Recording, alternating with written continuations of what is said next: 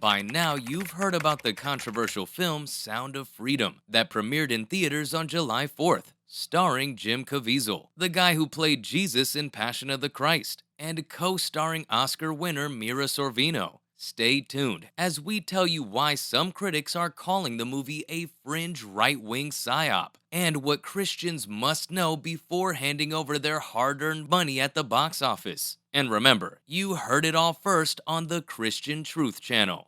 Originally filmed back in 2018, Sound of Freedom is based on the efforts of former Homeland Security agent Tim Ballard, who liberates children from sex trafficking rings and arrests the ruthless traffickers. If you type the word Sound of Freedom into your search box, you'll find a wide range of opinions. One headline claims David topples Goliath as Indiana Jones takes a backseat to the faith-based Angel Studios thriller about child sex trafficking, while another headline claims Sound of Freedom is paranoid and caters to the right-wing conspiracy fringe. And somewhere in the middle, we have Sound of Freedom being touted as a conservative faith-based project that the vast majority of Hollywood should steer clear of. Let's face it, child trafficking isn't a subject that lends itself to mainstream entertainment. But the film teaches us an urgent lesson. Sound of Freedom brings to light the startling fact that the child sex trade is the fastest growing international criminal network on Earth. There are more people enslaved now than there were when slavery was legal. The hellish nightmare lived by enslaved children is too brutal to even show on screen.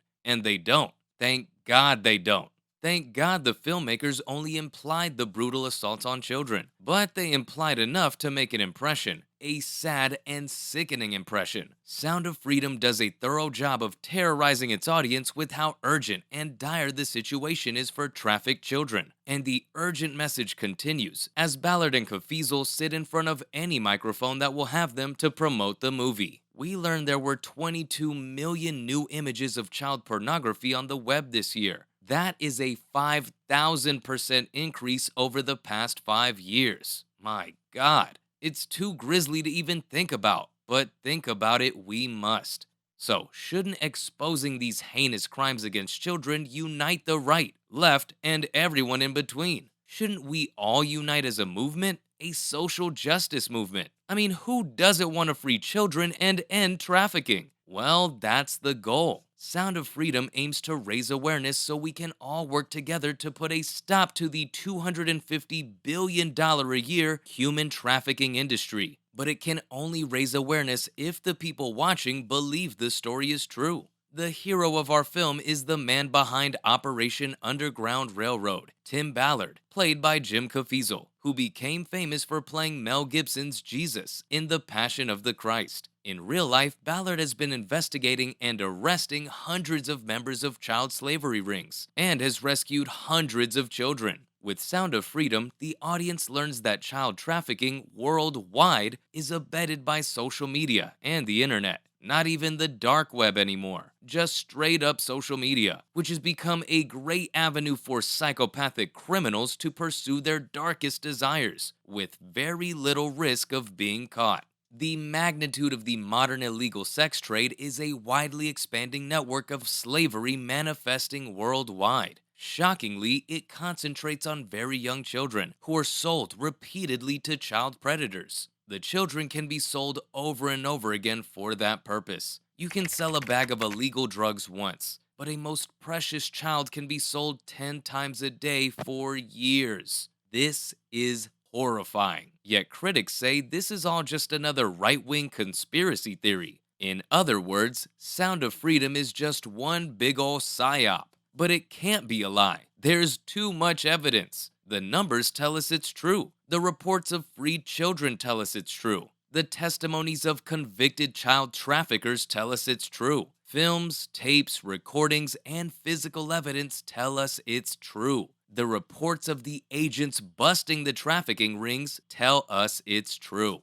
Now, here is the burning question. If there are close to 6 million children forced into slavery every year, why would anyone want to cast doubt on the overwhelming evidence that it's happening? Enter CNN. They're demanding their viewers not see Sound of Freedom. CNN claims that the film is somehow related to those you-know-what anon conspiracy theories. CNN and other left-wing news outlets are saying the statistics quoted by Ballard and Angel Studios promoters are exaggerated. As usual, the lovelies on the left want you to look away. Nothing to see here. They want us to go back to living our lives as if we haven't just learned of the tragic suffering of captive children being sold into slavery at ages too young to even mention in polite company. Here's another lefty-loosey critic of Tim Ballard's Operation Underground Railroad organization. Ann Gallagher, in her 2021 article for Slate, an online magazine with 20 million unique visitors per month,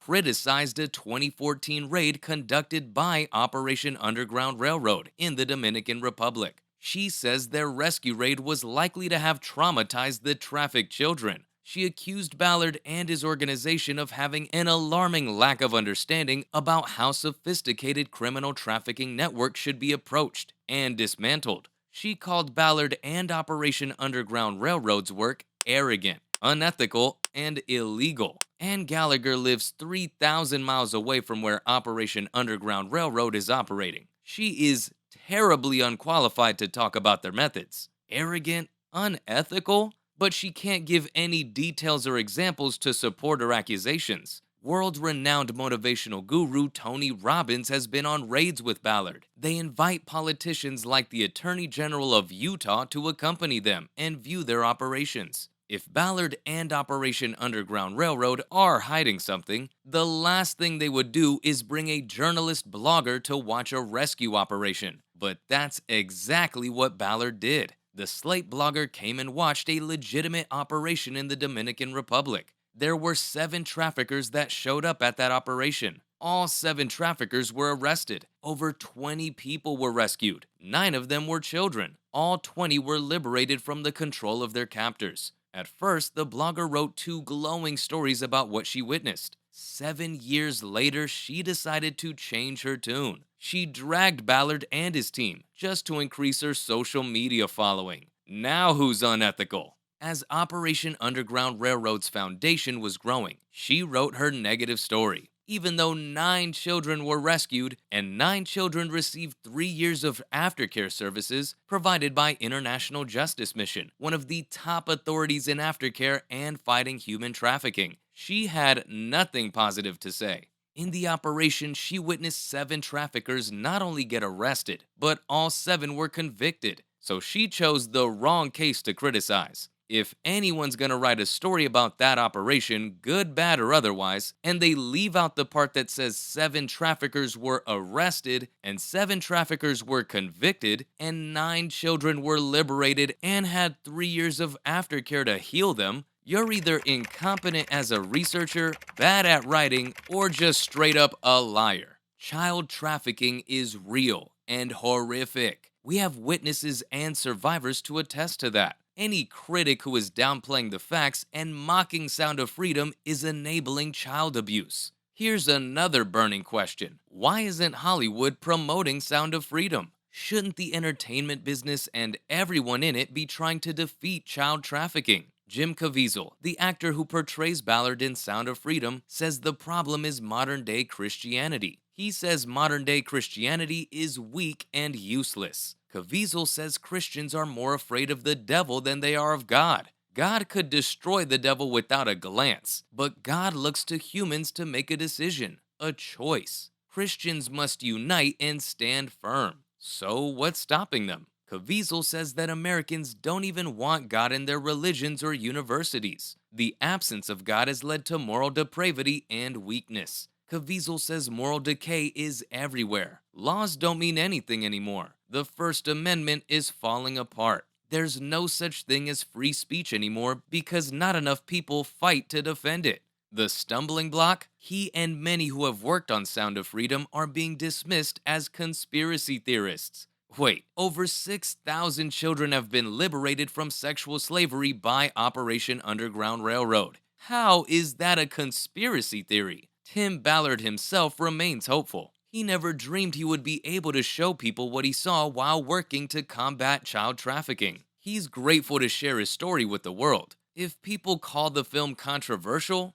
good. If Hollywood rejects them, so what? Caviezel says that he may not have any friends around him when all this is over, but he'll have God, and God won't leave him. Sound of Freedom's goal is to inspire people to get involved in the cause. It's essential for viewers to intervene to end child trafficking. It's essential that Christians take action, righteous action. So, what should Christians know before they hand over their hard-earned money to buy a ticket for the film? Angel Studios has set a mission to get 2 million people into seats during the film's first week of release, to represent the 2 million trafficked children across the world. See the film. Talk about the film. Go to the Angel Studios website and buy a ticket for someone else. Pay it forward. The time is now. As Christians, we must get behind the mission to tell the world that God's children are not for sale. Not for sale.